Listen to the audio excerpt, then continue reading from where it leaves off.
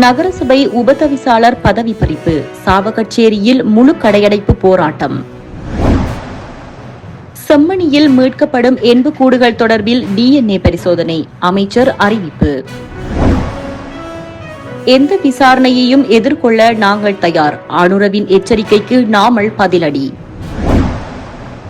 தமிழீழத்தை நாசமாக்குவது யார் என்பதை தமிழ் மக்கள் விளங்கிக் கொள்ளாவிட்டால் வடக்கு கிழக்கு அழியும், அர்ஜுனா ராமநாதன் தெரிவிப்பு. செம்மணி மனித புதைகுழி விசாரணைகளை திசை திருப்ப முயற்சி, கவீந்திரன் கோடீஸ்வரன் குற்றச்சாட்டு.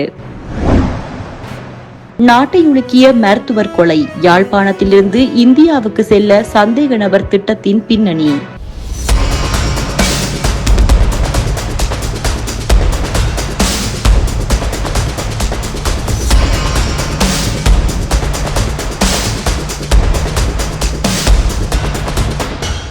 சாவகச்சேரி நகரசபை உபதவிசாளர் பதவி பறிக்கப்பட்ட உறுப்பினர் பதவியும் வரிதாக்கப்பட்ட சம்பவத்தை கண்டித்து முழு கடையடைப்பு போராட்டம் ஒன்று இன்று முன்னெடுக்கப்பட்டது. சாவகச்சேரி வர்த்தகர்கள் இன்று 26ஆம் தேதி வெள்ளிக்கிழமை இந்த கடையடைப்பு போராட்டத்தை முன்னெடுத்துள்ளனர். உள்ளூராட்சி ஆணையாளரின் சுற்றறிக்கையை சபையில் விமர்சித்து அதனை தூக்கி வீசிய குற்றத்தில் நகரசபை உபதவிசாளர் ஞானகிஷோரை வடமாகாண ஆளுநர் உபதவிசாளரின் பதவியில் நீக்கியும் நகரசபை உறுப்புரிமையை வரிதாக்கியும் வர்த்தக மானி அறிவித்தல் ஒன்றை வெளியிட்டுள்ளார். குறித்த சம்பவத்தை கண்டித்தும் நீதி கோரியும் சாவகச்சேரி சந்தை வர்த்தக நிலையங்கள் அனைத்தும் மூடப்பட்டு முழு கடையடைப்பு போராட்டம் முன்னெடுக்கப்படுகின்றது. இதேவேளை சாவகச்சேரி பகுதியில் பாடசாலைகள், வங்கிகள், அரசு நிறுவனங்கள், போக்குவரத்து சேவைகள் என்பன வழமை போலன்று இயங்கி வருகின்றமை குறிப்பிடத்தக்கது.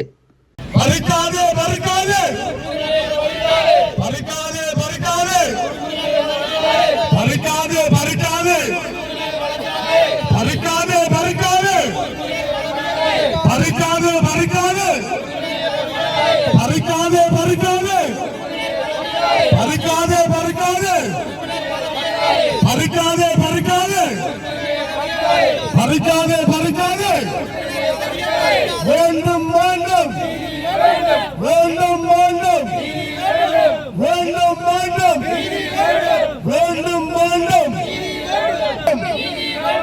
வேண்டும் வேண்டும் வேண்டும் வேண்டும் ஆளுநரே பதவி விலக வேண்டும். ஆளுமையில்லா ஆளுநரே, ஆளுமையில்லா ஆளுநரே, ஆளுமையில்லா ஆளுநரே. உரிமையும் பறிக்கப்பட்டிருப்பதாக ஒரு வர்த்தமானி ஊடாக ஆளுநர் அவர்கள் அறிவித்திருக்கின்றார். இவர்கள் தொடர்பாக அல்லது இவர்களது நடவடிக்கைகள் தொடர்பாக அரியரத்தினம் என்பவர் ஊடாக ஒரு விசாரணை நடாத்தப்பட்டதாகவும் அந்த விசாரணையில் அவர் சில பரிந்துரைகளை செய்ததாகவும் அந்த பரிந்துரைகளின் பிரகாரம் இவர்கள் நீக்கப்பட்டதாகவும் ஆளுநர் கூறுகின்றார். ஆனால் திரு அரியரத்தினம் அவர்கள் என்ன பரிந்துரைகளை செய்திருக்கின்றார்? அந்த பரிந்துரைகள் என்பது சம்பந்தப்பட்டவர்களுக்கு சொல்லப்பட்டிருக்கிறதா, தெரியப்படுத்தப்பட்டிருக்கிறதா, அல்லது அந்த பரிந்துரைகள் தொடர்பாக பொதுமக்களுக்கு தெளிவுபடுத்தப்பட்டிருக்கின்றதா? இவை தொடர்பாக யாருக்கும் அந்த பரிந்துரைகள் தொடர்பாக எதுவும் தெரியாது.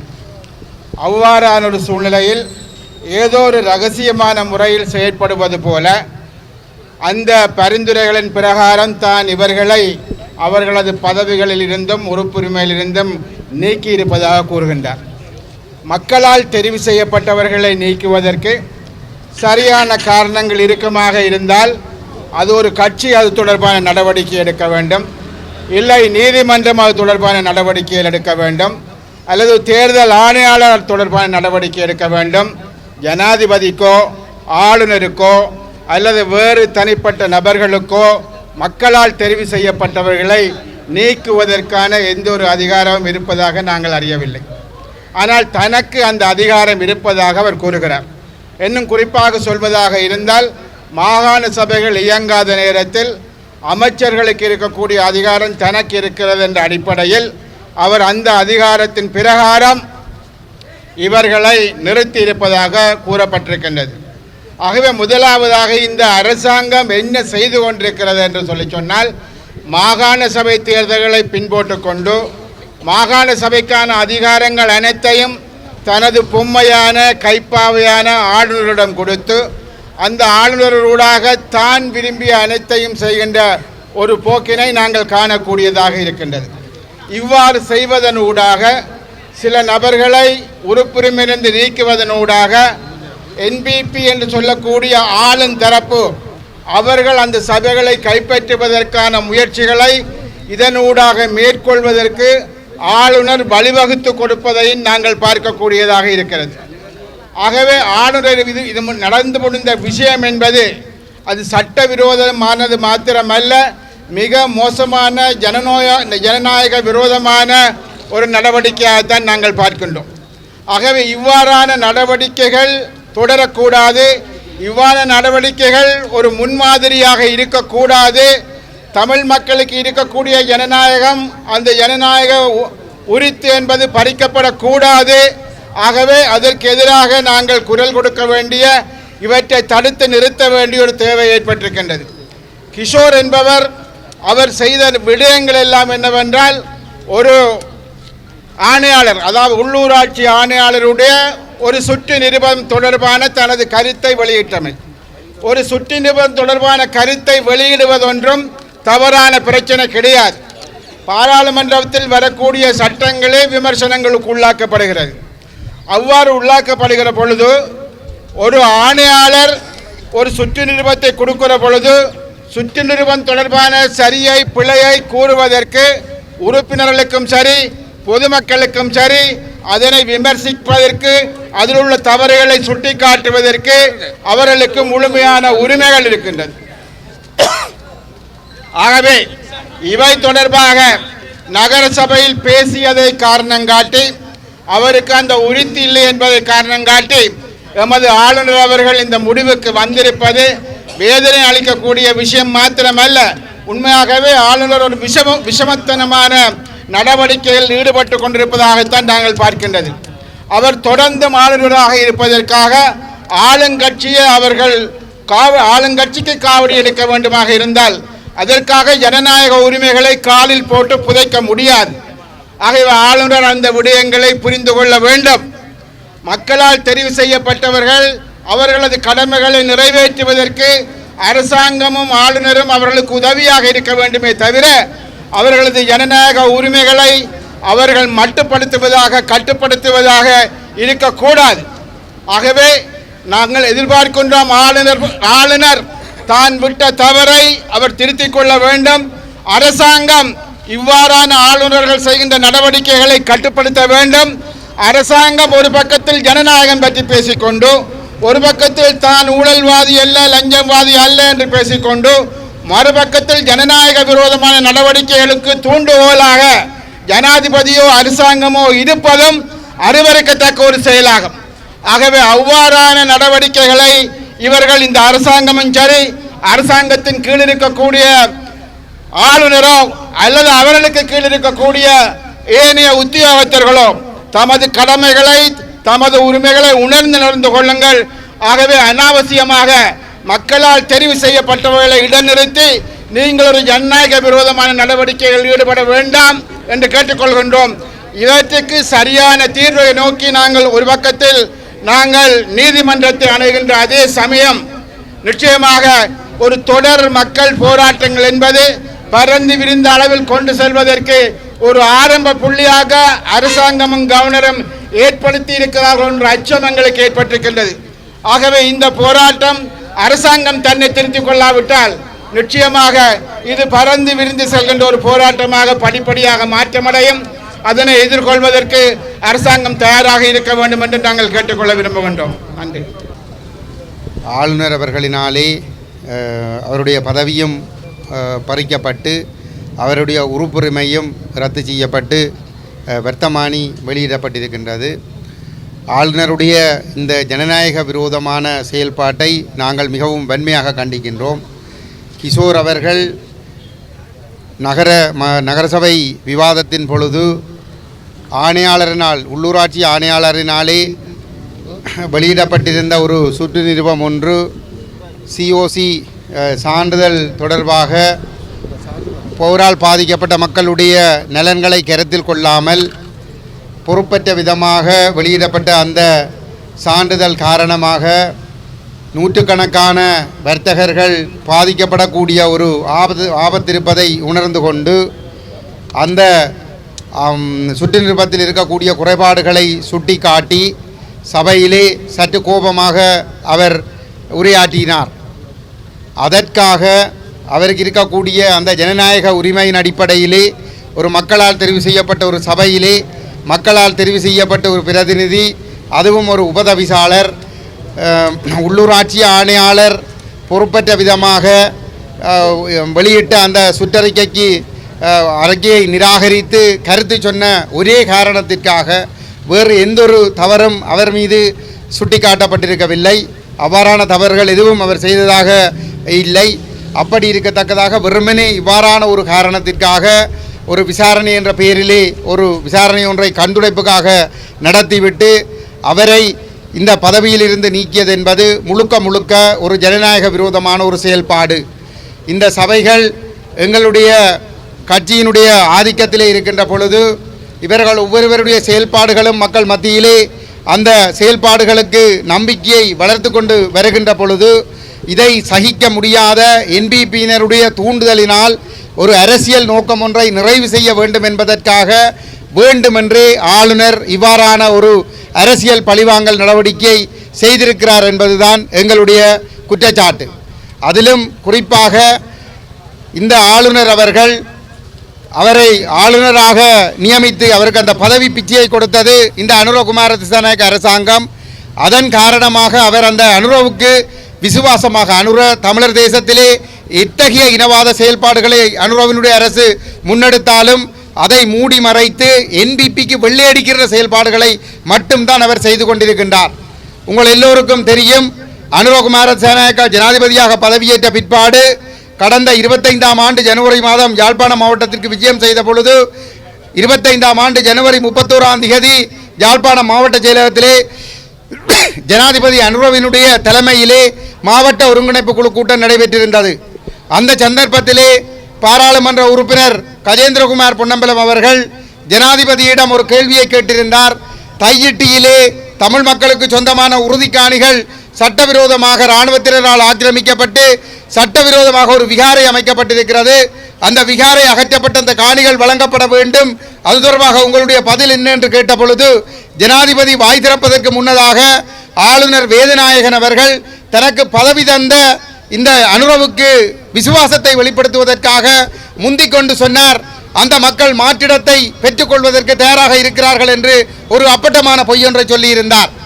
மக்கள் அவ்வாறான எந்தொரு வாக்குறுதிகளையும் கொடுத்திருக்காத போதும் கூட அந்த மக்கள் தங்களுடைய காணிகள் தங்களுக்குத்தான் தரப்பட வேண்டும் என்றதிலே உறுதியாக அந்த நிலைப்பாட்டை ஆளுநரை சந்தித்தும் கூட வலியுறுத்தி இருந்த நிலையிலே அவர் ஜனாதிபதிக்கு தன்னுடைய விசுவாசத்தை காட்டுவதற்காக அந்த பொது அரங்கிலே சர்வதேச சமூகம் பார்த்து கொண்டிருக்கின்ற பொழுது ஜனாதிபதி அந்த இடத்திலே ஒரு பொறுப்பற்று மறுக்கின்ற பதிலை சொல்லி மாட்டிக்கொள்ளக் கூடாது என்பதற்காக ஆளுநர் அவ்வாறு செயல்பட்டிருந்தார்.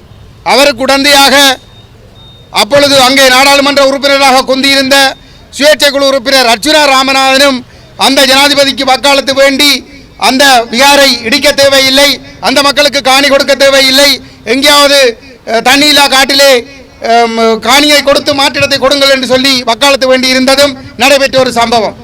இவ்வாறான செயல்பாடுகளை தொடர்ச்சியாக முன்னெடுத்து வருகின்ற இந்த ஆளுநர் அவர்கள் கடந்த சில மாதங்களாக வடக்கிலே ஒரு மிக பெரும் பிரச்சனையாக இருந்து கொண்டிருப்பது ஆசிரியர்களுடைய இடமாற்ற பிரச்சனை. கடந்த யுத்த காலத்திலும் யுத்தத்துக்கு பிற்பாடும் இந்த மாகாண கல்வி அமைச்சினுடைய சுற்று நிறுவனங்களுக்கு அமைவாக வெளி மாவட்டங்களில் சேவை செய்தவர்கள் அல்லது வெளி மாவட்டங்களுக்கு ஒப்பான சேவை என்ற அடிப்படையிலே அடிப்படை வசதிகள், போக்குவரத்து வசதிகள், பாதுகாப்பு இல்லாத தீவக பகுதியிலே சேவை செய்தவர்கள் என்று அவ்வாறு சேவை ஆற்றியவர்களை எல்லாம் அவர்களுடைய குடும்ப நிலவரங்கள், அவர்களுடைய மருத்துவ நிலவரங்களை எல்லாம் கருத்தில் கொள்ளாமல் வெறுமனே இந்த யாழ்ப்பாணத்திலே இருந்து அனுரவினுடைய எடுபடியாக இருந்து செயல்படுகிற சந்திரசேகரனுக்கு எடுபடியாக இருந்து சந்திரசேகரனும் என்பிபியும் எதை விரும்புகிறார்களோ அதை செய்ய வேண்டும் என்பதற்காக என்பிபியினுடைய காலடியிலே சாதாரண ஆசிரியர்களையும் குடும்பங்களையும் விளைவிக்க வேண்டும் என்பதற்காக கண்மூடித்தனமான மனிதநேயமற்ற இடமாற்றங்கள் கல்வித்துறையிலே நடைபெற்றுக் கொண்டிருக்கின்றது. இதனால் ஆசிரியர்களும் குடும்பங்களும் மிக மோசமாக பாதிக்கப்பட்டு கொண்டிருக்கின்றார்கள். அதனுடைய ஒரு தொடர்ச்சியாக இப்பொழுது தமிழ் மக்களுடைய இந்த குரல் வலையை நசுக்குகின்ற விதமாக ஜனநாயக ரீதியாக தெரிவு செய்யப்பட்ட உறுப்பினர்களுடைய பதவிகளை கை வைத்து தமிழ் மக்களுக்காக குரல் கொடுக்கக்கூடியவர்களுடைய குரல் வலையை நசுக்கி அவர்களை முடக்கி என்பிபியினுடைய கைகளை பலப்படுத்துவதற்காக ஆளுநர் இந்த காரியத்தை செய்திருக்கிறார். இந்த செயல்பாட்டை நாங்கள் மிகவும் வன்மையாக கண்டிக்கின்றோம். இந்த ஒற்றையாட்சி அதிகார கட்டமைப்புக்குள் ஆளுநருடைய ஒரு முகவர் தான், ஜனாதிபதியினுடைய ஒரு முகவர் தான் ஆளுநர். அதுவும் ஜனாதிபதியினுடைய முகவர் மட்டுமல்ல, ஜனாதிபதியினுடைய முகவராக இருக்கிற அமைச்சர் சந்திரசேகரனுடைய ஒரு முகவராக இருந்து கொண்டு இந்த என்பிபியினர் விரும்புகிற அத்தனையையும் செய்து முடிக்க வேண்டும் என்பதற்காக ஆளுநர் இந்த சொந்த மக்களுக்கு எதிராக செயற்பட்டுக் கொண்டிருக்கின்றார். அவர் அரசாங்க அதிபராக இருக்கின்ற பொழுது அவருடைய செயற்பாடுகள் ஓரளவுக்கு மக்கள் மத்தியிலே வரவேற்கக்கூடியதாக இருந்தது. ஆனால் அந்த பதவியில் இருந்து ஓய்வு பெற்ற பிற்பாடு இந்த என்பிபியினருடைய காலிலே விழுந்த அந்த பதவியை பெற்றுக்கொண்ட நிலையிலே அவர் அந்த பதவியை தக்க வைத்துக் கொள்வதற்காகவும் எதிர்காலத்திலே மாகாண சபை தேர்தல் ஒன்று நடந்தால் அல்லது வேறு உயர் பதவிகளுக்காக இந்த ஆளும் தரப்பை திருப்திப்படுத்த வேண்டும் என்பதற்காக இன்று இந்த அநியாயமான ஜனநாயக விரோதமான செயல்பாடுகளை செய்து கொண்டிருக்கின்றார். இந்த செயல்பாட்டை ஆளுநர் அவர்கள் உடனடியாக திரும்ப பெற வேண்டும். இது நீங்கள் ஒட்டுமொத்த இனத்திற்கும் செய்கின்ற ஒரு மிக பெரும் அநீதி. இனத்திற்கு சவக்குழியை தோண்டுகிறீர்கள். நீங்கள் அரசாங்க அதிபராக இருந்து ஓய்வு பெற்றிருக்கலாம் அல்லது இன்று ஆளுநராக இருந்து ஓய்வு பெறலாம். உங்களுடைய குடும்பத்தில் இருக்கக்கூடிய எல்லோரும் அரசாங்க அதிபராக இருக்க போவதும் இல்லை, எல்லோரும் ஆளுநராக இருக்க போவதும் இல்லை. உங்களுடைய சந்ததியினரும் இந்த பேரினவாதிகளால் பழிவாங்கப்படுகிற நிலைமைகள் உருவாகும். அந்த நேரத்திலே குரல் கொடுக்க வேண்டியவர்கள் இந்த தமிழ் அரசியல் தரப்புகள் தான். ஆகவே இந்த தரப்புகளை கழுத்தறுத்து புதைத்து உங்களுடைய பதவிகளுக்காக அழித்து விட்டு செல்லாதீர்கள். தயவு செய்து உங்களுடைய தவறை ஒப்புக்கொண்டு உங்களுடைய வர்த்தமானி அறிவித்தலை மீளப்பெற்று இந்த தவறை திருத்திக் கொள்வதற்கு முன்வர வேண்டும் என்ற இந்த இடத்திலே நாங்கள் கேட்டுக்கொள்ள விரும்புகிறோம். யாழ்ப்பாணம் செம்மணி மனித புதைகுழியில் மீட்டெடுக்கப்படும் எண்புக்கூடுகள் தொடர்பான டிஎன்ஏ பரிசோதனைக்கு சர்வதேச ஒத்துழைப்பு பெற்றுக் கொள்ளப்படும் என நீதி மற்றும் தேசிய ஒருமைப்பாடு அமைச்சர் ஹர்ஷன நாணயக்கார தெரிவித்துள்ளார். நாடாளுமன்றத்தில் நேற்று 25ஆம் தேதி நடைபெற்ற அமர்வின் போது உரையாற்றுகையிலேயே அமைச்சர் இந்த விடயத்தை குறிப்பிட்டுள்ளார். அவர் இங்கு மேலும் உரையாற்றியதாவது, கிருசாந்தி குமாரசுவாமி படுகொலையுடன் மறைக்கப்பட்ட விடயங்களை எமது அரசாங்கம் தான் வெளிப்படுத்தியுள்ளது. கடந்த 25 ஆண்டு காலமாக ஆட்சியில் இருந்தவர்கள் எவரும் இந்த விடயங்களை வெளிப்படுத்தவில்லை. உண்மையை வெளிப்படுத்த வேண்டியது எமது பொறுப்பு. அரசாங்கத்திற்கு இந்த பொறுப்பு உள்ளது. உண்மையை நாங்கள் வெளிப்படுத்துவோம். எதனையும் மறைக்க வேண்டிய அவசியம் எமக்கு கிடையாது. செம்மணி மனித புதைகுழியில் இருந்து இதுவரை 412 எலும்புக்கூடுகள் அடையாளம் காணப்பட்டுள்ளன. அவற்றில் 409 எலும்புக்கூடுகள் முழுமையாக மீட்டெடுக்கப்பட்டுள்ளன. விசாரணை நடவடிக்கைகள் முன்னெடுக்கப்படுவதால் இந்த விவகாரம் குறித்து முழுமையான விடயங்கள் வெளிப்படுத்த முடியாது. மருத்துவ பரிசோதனைகள் மற்றும் நீதிமன்ற உத்தரவுக்கு அமைவாகவே அகழ்வாராய்ச்சி பணிகள் முன்னெடுக்கப்படுகின்றன. நீதிமன்றத்திற்கும் அறிக்கை சமர்ப்பிக்கப்பட்டுள்ளன. காணாமல் போனோரின் உறவுகளிடமிருந்து ஒத்துழைப்புகள் பெறப்பட்டுக் கொள்ளப்பட்டன. அகழ்வாராய்ச்சி பணிகள் மற்றும் அடையாளப்படுத்தல் நடவடிக்கைகளுக்கு சர்வதேச ஒத்துழைப்பு பெற்றுக் கொள்ளப்படும். காணாமல் போனோர் பற்றிய அலுவலகம் மற்றும் சர்வதேச செஞ்சிலுவை சங்கமும் ஒன்றிணைந்து நீதிமன்ற சட்ட வைத்திய அதிகாரிகளுக்கு விசேட பயிற்சிகளை வழங்கியுள்ளது. அதுபோல தேசிய மட்டத்தில் அதிகாரிகளுக்கு பயிற்சி அளிக்கப்பட்டுள்ளன. செம்மணி மனித புதைகுழி விவகாரம் தொடர்பில் தூதரகங்களுக்கு விடயங்கள் முன்வைக்கப்பட்டுள்ளன. டிஎன்ஏ பரிசோதனைக்கு சர்வதேச ஒத்துழைப்பு பெற்றுக் கொள்ளப்படும். தற்போது முன்னெடுக்கப்படும் அகழ்வாராய்ச்சி பணிகள் நிறைவுபடுத்தப்படாமல் அடுத்த கட்ட நடவடிக்கைகளுக்கு செல்ல முடியாது. செம்மணி மனித புதைகுழி இடத்துக்கு நான் கடந்த வாரம் நேரடியாக சென்றேன். இந்த பணிகள் மிகவும் விரைவானதும் மற்றும் உணர்வுபூர்வமானதும் என விளங்கிக் கொண்டேன். மக்கள் உண்மைக்காக காத்திருக்கின்றார்கள். நாங்கள் உண்மையை நிச்சயம் வெளிப்படுத்துவோம்.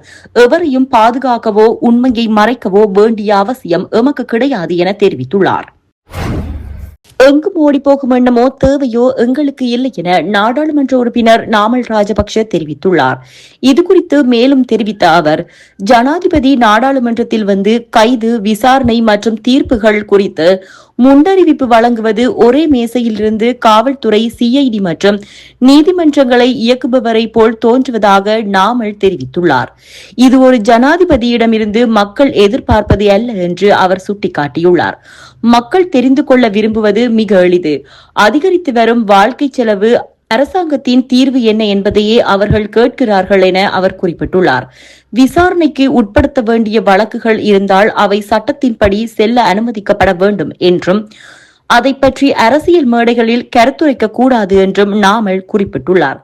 வழக்குகள் இருந்தால் சட்டம் தனது வழியில் செல்லட்டும். எங்கள் மீது எந்த விசாரணை நடந்தாலும், எந்த சட்ட நடவடிக்கை வந்தாலும் அதனை எதிர்கொள்ள நாம் தயாராக உள்ளோம் எனவும் அவர் குறிப்பிட்டுள்ளார். அத்தோடு நீதித்துறையின் மீது எங்களுக்கு நம்பிக்கை உள்ளது எனவும், எமக்கும் எங்கும் ஓடிப்போகும் எண்ணமோ தேவையோ எங்களுக்கு இல்லை எனவும் அவர் தெரிவித்துள்ளார். அதேவேளை அடுத்தடுத்ததாக யார் கைது செய்யப்படுவார்கள் என்ற பேச்சில் ஜனாதிபதி கவனம் செலுத்திக் கொண்டிருக்கும் நேரத்தில் மக்கள் எதிர்கொள்ளும் உண்மையான பிரச்சினைகள் புறக்கணிக்கப்படுகின்றன என்று நாமல் குற்றம் சாட்டியுள்ளார். இலங்கை முழுவதும் குடும்பங்கள் கடுமையான வாழ்க்கை செலவு சுமையில் தத்தளித்து வருகின்றன எனவும், விலைகள் உயர்ந்து கொண்டே செல்கின்றன. இந்த நிலையில் குடும்ப செலவுகளை சமாளிக்க முடியாத நிலை உருவாகியுள்ளதாக, அடுத்தடுத்ததாக யாரை கைவிலங்கில் காண விரும்புகிறார் என்பது அல்ல, தங்கள் குடும்பத்தை எப்படி பேணுவது என்பதுதான் மக்களின் கவலை என்று அவர் தெரிவித்துள்ளார். தூய்மையான ஆட்சியை வாக்குறுதி அளித்து ஆட்சிக்கு வந்த அரசாங்கம் இன்று ஊழல் குற்றச்சாட்டுகளால் சூழப்பட்டுள்ளதாக நாமல் குற்றம் சாட்டியுள்ளார். அமைச்சர்கள் கணக்கெடுப்பு பொறுப்பின்றி செல்வம் குவித்து சொத்துக்கள் அமைத்துக் கொண்டிருப்பதாக குற்றச்சாட்டுகள் எழுந்த நிலையில் அரசாங்கத்துடன் தொடர்புடைய ஊழல் குற்றச்சாட்டுகள் குறித்து லஞ்ச ஊழல் ஆணைக்குழு கண்மூடித்தனமாக நடந்து கொள்கின்றது என்ற குற்றச்சாட்டையும் அவர் முன்வைத்துள்ளார். கைது மற்றும் நீதிமன்ற வழக்குகள் குறித்து ஜனாதிபதி தொடர்ந்தும் கருத்துரையாளர்கள் போல் நடந்து கொள்ளாமல் சாதாரண மக்களை பாதிக்கும் பொருளாதார நெருக்கடி, அதிகரித்து வரும் வாழ்க்கை செலவு மற்றும் ஊழல் குறித்து மக்களின் அதிருப்தி ஆகியவற்றை முன்னுரிமையாக எடுத்துக் கொள்ள வேண்டும் என்றும் நாமல் வலியுறுத்தியுள்ளார். அதிகரித்து வரும் வாழ்க்கை செலவு, அசாதாரணமாக மக்கள் மீது விழுந்துள்ள பொருளாதார அழுத்தம் மற்றும் ஊழல், இரட்டை நிலைப்பாடு குறித்து எழுந்துள்ள மக்களின் கோபம் ஆகியவற்றிற்கே ஜனாதிபதி பதிலளிக்க வேண்டும் எனவும், இன்று நாட்டின் உண்மையான நெருக்கடி அதுவே எனவும் அவர் தெரிவித்துள்ளமை குறிப்பிடத்தக்கது. தமிழீழத்தை நாசமாக்குவது யார் என்பதை தமிழ் மக்கள் விளங்கிக் கொள்ளாவிட்டால் வடக்கு மாகாணமும் கிழக்கு மாகாணமும் அழியும் என்பதை உறுதியாக குறிப்பிட்டுக் கொள்கிறேன். வவுனியா மாநகர சபை மேயரையும் சாவகச்சேரி நகரசபை உபதவிசாளரையும் வடக்கு ஆளுநர் பதவி நீக்கியமை முற்றிலும் சரியானது. அதனை நான் வரவேற்கின்றேன் என பாராளுமன்ற உறுப்பினர் அர்ஜுன ராமநாதன் தெரிவித்துள்ளார். பாராளுமன்றத்தில் வியாழக்கிழமை நடைபெற்ற போதைப்பொருள் அச்சுறுத்தலினை எதிர்த்து போராடுதல் தொடர்பிலான சபை ஒத்திவைப்பு விவாதத்தில் உரையாற்றுகையிலேயே இவர் மேற்கண்டவாறு குறிப்பிட்டுள்ளார். மேலும் அவர் தெரிவிக்கையில், எதிர்வரும் மாதங்களில் நான் எனது பாராளுமன்ற பதவியை ராஜினாமா செய்தால் எனது ஆசனத்திற்கு பெண் ஒருவர் நியமிக்கப்படுவார். தயவு செய்து அந்த பெண்மணியை பாதுகாப்பான இடத்தில் அமரக்கூடியவாறு ஆசன நிரல் நிலையை இங்கே ஏற்படுத்துமாறும் கேட்டுக்கொள்கின்றேன். இவ்விடத்தில் ஒரு பெண்மணி இருக்கும் போது அதற்கு அடுத்ததாக பெண் பித்தர் இருந்தால் அந்த பெண்ணால் இருக்க முடியாது. அதனால் இந்த விடயத்தை கவனம் செலுத்தி கதிரைகளை மாற்றி அமைக்க வேண்டும். கதிரைகளை மாற்றி தருமாறு நான் பல தடவைகள் கடிதம் கொடுத்துள்ளேன். இதில் கவனம் செலுத்துமாறும் கோருகின்றேன். இதே நேரம் வவுனியா மாநகர மேயரையும் சாவகச்சேரி நகரசபை உபதவிசாளரையும் வடக்கு ஆளுநர் பதவி நீக்கியுள்ளார். ஆளுநரின் அந்த நடவடிக்கை முற்றிலும் சரியானது. அதனை நான் மிகவும் வரவேற்கின்றேன். தமிழ் மக்கள் மிக தெளிவாகவும் அவதானமாகவும் இருக்க வேண்டும். தமிழரை கொலை செய்வது யார்? தமிழினம் என்ற பெயரில் தமிழரை நாசமாக்குவது யார் என்பதை தமிழினம் என்றாவது ஒரு நாள் விளங்கிக் கொண்டால் எமது வடக்கு கிழக்கு தொடர்ந்தும் அழியும் என்பதை வைத்துக் கொள்ளுங்கள். சைக்கிள் கட்சியினரும் வீட்டு சின்ன கட்சியினரும் எமது உருவப்படத்துக்கு செருப்பு மாலை அணிவித்தார்கள். மக்களின் பிரச்சனைகள் பற்றி பேசுவதால் நான் நெருக்கடிக்குள்ளாகியுள்ளேன். மக்களுக்காகவே நான் அரசியல் செய்கிறேன். உண்மையை பேசுவதே நெருக்கடிக்குள்ளாகுவதாயின் சாகும் வரை அரசியல் செய்வேன், எவன் எதிர்த்தாலும் அரசியல் செய்வேன் என்றார். செம்மணி மனித புதைகுழி தொடர்பான அகழ்வாராய்ச்சி மற்றும் விசாரணைகளை திசை திருப்ப முயற்சிகள் எடுக்கப்பட்டுள்ளன. செம்மணி மனித புதைகுழி தொடர்பான விசாரணைகள் ஆரம்பிக்கப்பட்டவுடனேயே விடுதலை புலிகளை மனவலிமைப்படுத்துவதற்காக கிழக்கில் குருக்கள் மடத்தில் ஒரு மனித புதைகுழி இருப்பதாக கூறி செம்மணி மனித புதைகுழி விசாரணைகளை திசை திருப்ப முயற்சி எடுக்கப்பட்டுள்ளதாக தமிழரசு கட்சியின் அம்பாறை மாவட்ட பாராளுமன்ற உறுப்பினர் கவீந்திரன் கோடீஸ்வரன் குற்றம் சாட்டியுள்ளார். பாராளுமன்றத்தில் வியாழக்கிழமை நடைபெற்ற போதைப்பொருள் அச்சுறுத்தலினை எதிர்த்து போராடுதல் தொடர்பிலான சபை ஒத்திவைப்பு விவாதத்தில் உரையாற்றுகையிலேயே மேற்கண்டவாறு அவர் குறிப்பிட்டார். யுத்தத்துக்கு முன் விடுதலை புலிகளின் காலத்திலே வடகிழக்கிலே போதைப்பொருள் என்பது மிக மிக அரிதாக காணப்பட்டது. ஏனென்றால் மிக கட்டுப்பாடான ஒரு கட்டுக்கோப்பான ஒரு நிர்வாக கட்டமைப்பு புலிகளிடம் இருந்தது. ஆனால் 2009 ஆண்டுக்கு பின் வடகிழக்கிலே கூடுதலாக போதைப்பொருள் வியாபாரத்தை செய்கிறவர்கள் யார் என்றால் அதற்கு ஒத்துழைப்பு வழங்குகிறவர்கள் யார் என்று பார்த்தால் அது இராணுவத்தினரும் இராணுவத்தோடு சேர்ந்து செயற்படுகின்றவர்களும் பேரினவாத குழு அரசியலோடு சேர்ந்து செயற்படுகின்றவர்களும் தான் வடகிழக்கிலே தமிழர்களின் கலாச்சாரத்தை தமிழர்களின் பண்பாட்டை அழிக்க வேண்டும் என்பதற்காக தமிழர்களின் அந்த இருப்பை கேள்விக்குறியாக்க வேண்டும் என்பதற்காக சீரழிக்க வேண்டும் என்பதற்காக போதைப் பொருளை வடகிழக்கிலே தமிழர்கள் மத்தியிலே திட்டமிடப்பட்ட முறையிலே வியாபாரங்களை நடத்தியிருந்தார்கள், உள்பூத்தியிருந்தார்கள். இந்த விடயம் கடந்த ஆட்சியாளர்களினாலே செய்யப்பட்டிருந்தது. ஆனால் இந்த ஆட்சி ஓரளவு அதனை கட்டுப்பாட்டுக்குள் கொண்டு வந்தாலும் தற்பொழுது கூடுதலான அந்த வியாபாரங்கள் நடைபெற்றுக் கொண்டிருக்கின்றது. அது மட்டுமல்ல, கூடுதலாக வடகிழக்கிலே இருக்கின்ற மாணவர்கள் மத்தியிலே மாணவர்களை நோக்கமாக கொண்டு இந்த போதைப்பொருள் வியாபாரம் என்பது நடைபெற்றுக் கொண்டிருக்கின்றது. ஒவ்வொரு பாடசாலையிலும் அநேகமான பாடசாலைகளிலே போதைப்பொருள் வியாபாரிகள் பாடசாலை மாணவர்களுக்கு இந்த போதைப் பொருட்களை வழங்குகின்றதை நாங்கள் பார்க்கக்கூடியதாக இருக்கின்றது. இதனை தடுத்து நிறுத்த வேண்டும். இதற்கான ஒரு சிறந்த ஒவ்வொரு பாடசாலைகளிலும் இந்த போதைப் பொருளை கட்டுப்படுத்துவதற்கான ஒரு குழுவை அல்லது ஒரு பொறிமுறையை அமைத்து பாடசாலைகள் மாணவர்கள் மத்தியிலே இந்த போதைப் பொருள் வியாபாரத்தை நடத்துவதை தடுப்பதற்கான முயற்சியை இந்த அரசு மேற்கொள்ள வேண்டும். அதற்கான முழு ஒத்துழைப்பையும் இந்த அரசு செய்ய வேண்டும். ஏனென்றால் எதிர்கால சந்ததியினர் இந்த போதைப் பொருள் வியாபாரத்தினாலே பாதிக்கப்படுகின்றவர்களாக காணப்படுகின்றார்கள். அது மட்டுமல்ல, இரண்டாவதாக முக்கியமாக விடயமாக என்று பேசப்படுகின்ற ஒரு விடயம் செம்மணி புதைகுழி சம்பந்தமான விடயமாக காணப்படுகின்றது. இந்த செம்மணி புதைகுழி விடயத்திலே கூடுதலாக அந்த பிரதேசத்திலே செம்மணி புதைகுழியிலே 412 பேரின் அந்த எலும்புக்கூடுகள் தற்பொழுது கண்டுபிடிக்கப்பட்டிருக்கின்றது. இது ஒரு தமிழின படுகொலை நடந்ததற்கான ஒரு சிறந்த எடுத்துக்காட்டாக இருக்கின்றது. ஏனென்றால் வடக்கிலே இருக்கின்ற இந்த செம்மணியிலே மட்டுமல்ல, எத்தனையோ வடகிழக்கிலே எத்தனையோ மனித புதைகுழிகள் மனித எலும்புக்கூடுகள் இருக்கின்ற இடங்கள் இருக்கின்றன. ஆயிரக்கணக்கான புதைகுழிகள் வடகிழக்கிலே இருக்கின்றன. திட்டமிடப்பட்ட முறையிலே அந்த இடங்களிலே தமிழ் மக்கள் திட்டமிடப்பட்ட முறையிலே கொல்லப்பட்டார்கள்.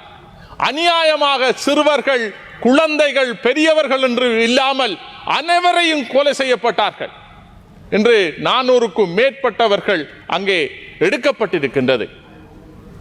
இன்னும் எத்தனையோ பேர் கொலை செய்யப்பட்டிருக்கின்றார்கள். இந்த இடத்திலே விசேடமாக நீங்கள் அந்த புதைகுழியை அகழ்வதற்கான நிதியை ஒதுக்குகின்றீர்கள். ஆனால் அது எந்த வகையிலே ஒதுக்கப்படுகின்ற நிதி மட்டும் போதாது, அதற்கான நீதி கிடைக்க வேண்டும்.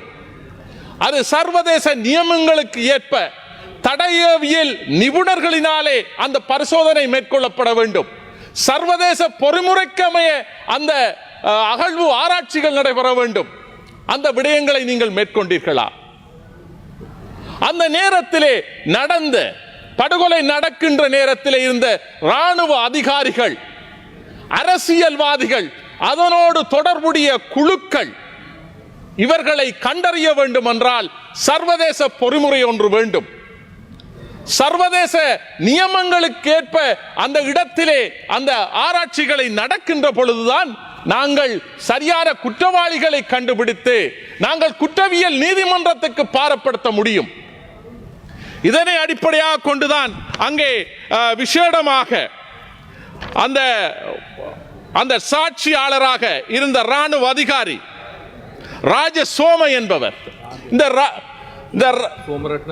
சோமரட்ன ராஜபக்ஷ என்பவர், இந்த அதிகாரி அந்த இடத்திலே இருந்து ஒரு சாட்சியாளராக இருக்கின்றார். ஆகவே அதனோடு இருந்த ராணுவ அதிகாரிகளையும் ராணுவ சிப்பாய்களையும் நீங்கள் விசாரிக்க வேண்டிய கடமை இருக்கின்றது. அது இந்த உள்நாட்டு பொறிமுறையின் மூலம் அது சாத்தியப்படாத ஒன்றாக இருக்கின்றது. அது சர்வதேச பொறிமுறையின் மூலம்தான் இதற்கான அந்த குற்றவாளிகளை கண்டுபிடித்து அதற்கான தண்டனையை வழங்க வேண்டும். நீங்கள் இதனை ஒரு பேருக்காக செய்கின்றீர்கள், நல்ல விடயம். ஏனென்றால் கடந்த கால அரசாங்கம் இப்படியான விடயம் செய்யவில்லை. ஆனால் இந்த அரசாங்கம் சில விடயங்களை முன்னெடுக்கின்றது, பாராட்டுகின்றோம். ஆனால் இதற்கான நீதி, நியாயம், பொறுப்பு கூறல் என்பது எங்களது தமிழ் மக்களுக்கு கிடைக்கப்பட வேண்டும். ஏனென்றால் இது ஒரு மாபெரும் ஒரு மனித பேரவலமாக காணப்படுகின்றது. இது தமிழின படுகொலையாக கருதப்படுகின்றது. இந்த தமிழின படுகொலை வடகிழக்கிலே எத்தனையோ இடங்களிலே நடைபெற்றிருக்கின்றது. அத்தனை இடங்களையும் நாங்கள் ஆழ்ந்து ஆராய வேண்டியவர்களாக இருக்கின்றோம். ஏனென்றால் அதனை திசை திருப்புவதற்கு கூட அங்கே செம்மணி புதைகுழியை தோண்டுகின்றதற்கான நடவடிக்கை எடுத்து அதனை செயற்படுத்துகின்ற பொழுது அதனை திசை திருப்புவதற்காக கிழக்கிலே குருக்கள் மடத்திலே ஒரு மனித புதைகுழி இருப்பதாக கூறியிருந்தார்கள். ஏனென்றால் அதனுக்குரிய அந்த பெறுமதியை குறைத்து அங்கேயும் இருக்கின்றது இங்கேயும் இருக்கின்றது ஒரு போலியான விடயத்தை கொண்டு வந்து அங்கே தமிழீழ விடுதலை புலிகளை மலினப்படுத்துவதற்கான அந்த செயற்பாடுகளை மேற்கொண்டிருந்தார்கள். இந்த விடயத்தின் அடிப்படையிலே தான் நாங்கள் சொல்லுகின்றோம், வடகிழக்கிலே ஆயிரக்கணக்கான தமிழர்கள் கொல்லப்பட்டிருக்கின்றார்கள். அவர்களுக்கான நீதி, நியாயமான ஒரு நீதி விசாரணை வேண்டும் என்பதனையும் இந்த இடத்திலே தெளிவாக கூற விரும்புகின்றேன். தெல்தெனிய கொலை சந்தேக நபர்கள் யாழ்ப்பாணத்திலிருந்து கடல் மார்க்கமாக இந்தியாவிற்கு தப்பிச் செல்லவே திட்டமிட்டிருப்பதாக காவல்துறையினர் முன்னதாக சந்தேகம் வெளியிட்ட நிலையில் விசாரணையில் முக்கிய விடயங்கள் வெளிவந்துள்ளன. எனினும் குறித்த சந்தேக நபர் இந்தியாவிற்கோ அல்லது வேறு எந்த நாட்டிற்கோ தப்பிச் செல்ல முடியவில்லை என்று விசாரணையில் தெரியவந்துள்ளது. பிரதான சந்தேக நபர் தன்னை ஒரு தமிழர் என காட்டிக் கொள்வதற்காக யாழ்ப்பாணத்தில் ஒரு சில தமிழ் வார்த்தைகளையும் கற்றுக்கொண்டுள்ளதாக விசாரணையில் தெரியவந்துள்ளது. சம்பவம் தொடர்பில் தெரிய வருகையில் கண்டி தெல்தெனிய ஆதார மருத்துவமனைக்கு அருகில் கடந்த 17ஆம் தேதி கைவிடப்பட்டிருந்த கார் ஒன்றிலிருந்து பெண்ணொருவரின் சடலம் காவல்துறையினரால் கண்டெடுக்கப்பட்டது.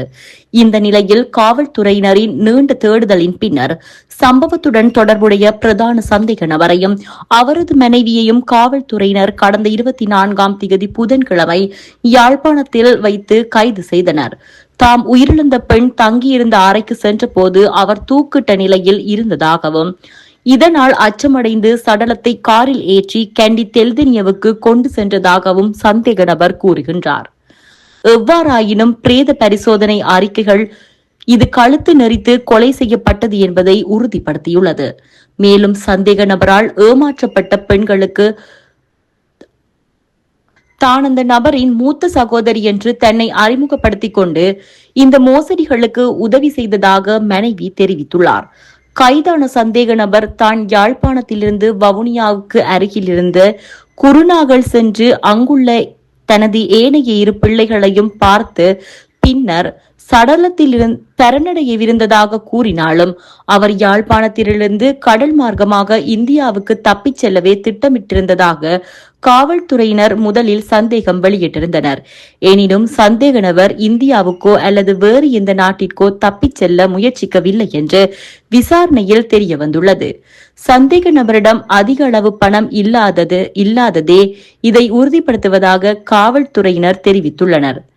பிரதான சந்தேக நபர் அவரது மனைவி உடந்தையாக இருந்த குண்டசாலை பிரதேச சபை ஊழியர் நீதிமன்றத்தில் உத்தரவுக்கு அமைய நுவரேலியா காவல் நிலையத்தில் தடுப்பு காவலில் வைத்து தொடர்ச்சியாக மேலதிக விசாரணைகளை மேற்கொண்டு வருகின்றனர்.